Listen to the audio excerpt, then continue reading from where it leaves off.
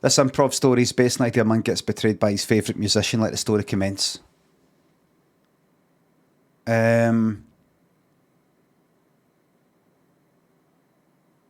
Somebody mentioned Lloyd Cole there. Craig noticed that Lloyd Cole was on tour.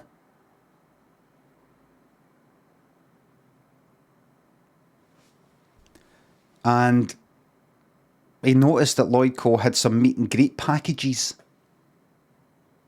Like you could get a seat as usual, or you could get a seat at the front, or you could go for the special VIP thing and all the rest of it.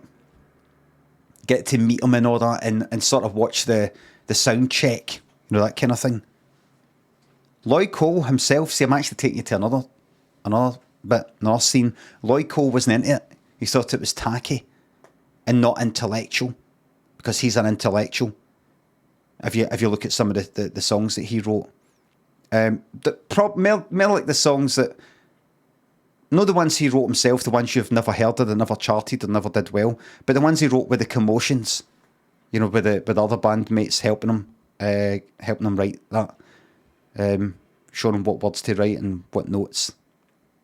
Please don't sue me, by the way. This is satire. Plus, it's an improv story.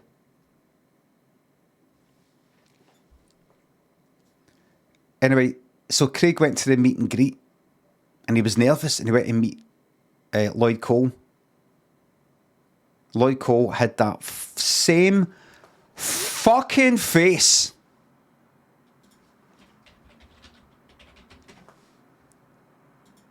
The whole time. Wait, meet him. It's like this. Like that.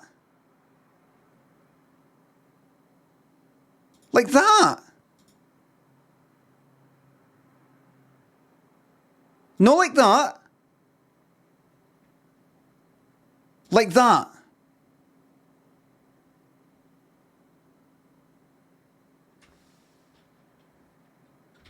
And Craig went, "Hi,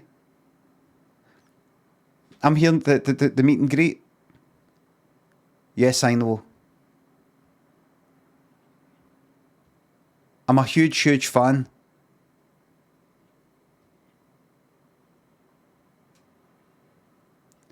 And then Lloyd Cole went like that. "Listen, can you do me a favour?" Craig went, "Anything, Lloyd. You're so fucking intellectual. You're so clever. And the reason why you look so moody all the time is because you've got it all worked out. And everybody, it's like being surrounded by Waynes. You're so fucking intellectual. It's like being surrounded by daft wee fucking Waynes everywhere. And they're just driving you mental. Because you're just so above it all.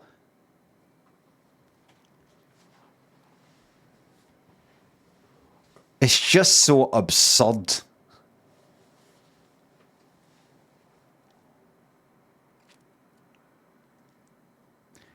Lloyd Cole said, "Can you do me a favour?" Anything. Because this Craig was a fucking sook.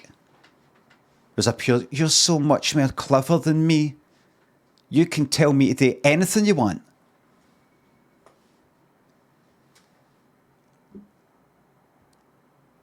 Lloyd Cole said, "Gonna hold up this wall.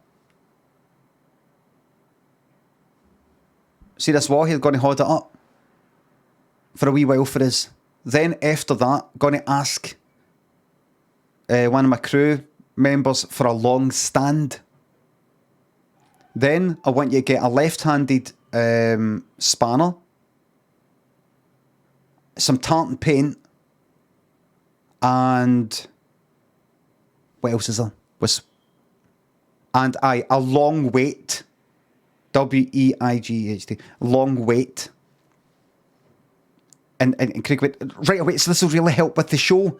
"It'll really help with the show, yes." He almost smiled. Lloyd almost smiled when he said it.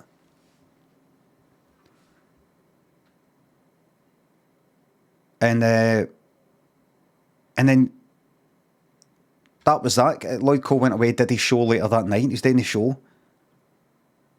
And in between the songs that he did, he came out, did the first song, did the second song, didn't say anything. And it was, went right into the third song as well. And then,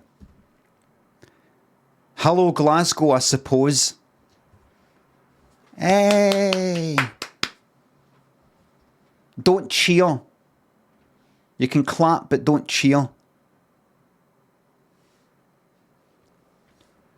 And then he went like that. And then some people in the audience laughed. And he went, why are you laughing? You don't even know what I'm laughing at. I'm not laughing at anything that yous are doing. Sorry, y'all are doing. I'm laughing at something that happened earlier today when I was a bit mean to someone. Tell us, Lloyd, how were you mean? What did you do to this person? Well, I'll tell you, but I don't take any pleasure in it. You shouldn't any either. But I will give in to some of my more darker impulses. Because that's what intellectuals do. Have you read Justine by Marquis de Sade? Yes?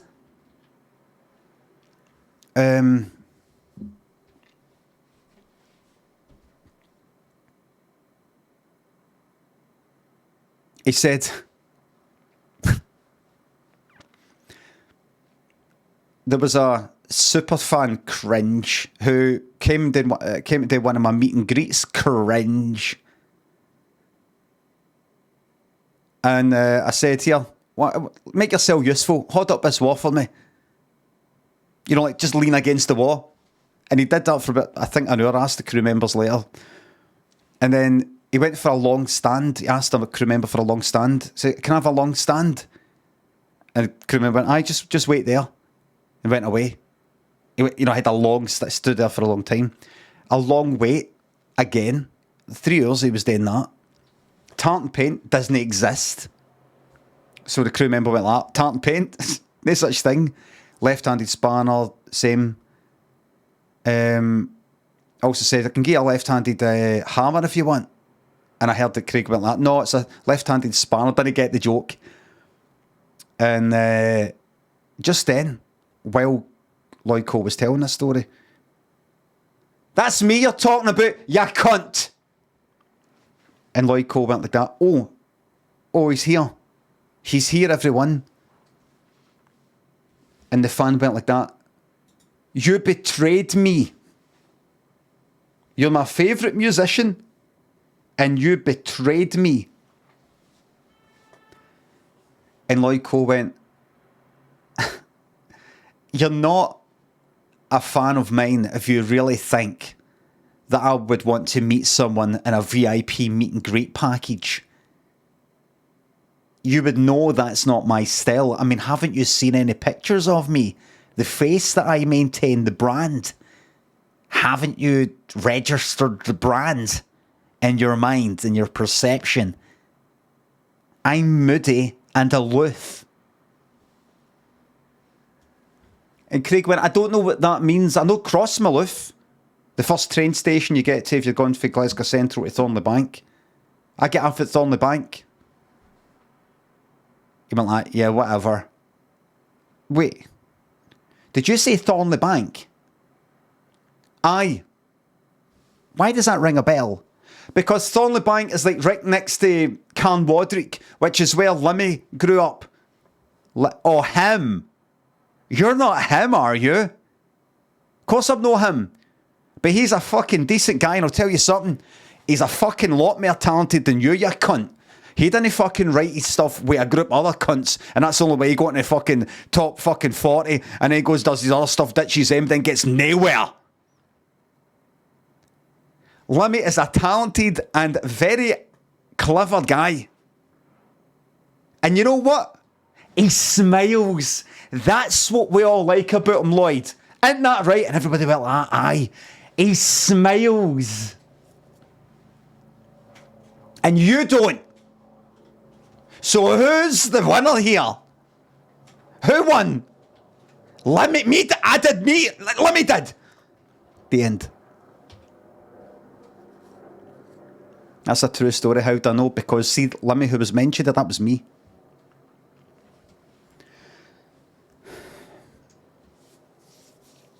Thanks everybody. It was really traumatic going through that, but that's entertainment. That's the job of the jester. That's the job of the jester.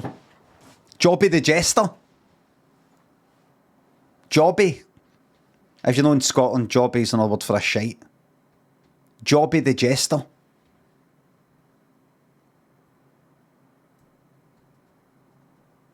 So see if you're in a big serious argument with somebody, like, I don't know, a boss berating you or something like that, and the boss says something like, that's the job of the that's the job of the person who's the say you just said jobby. Just to kind of lighten the fucking mood a wee bit.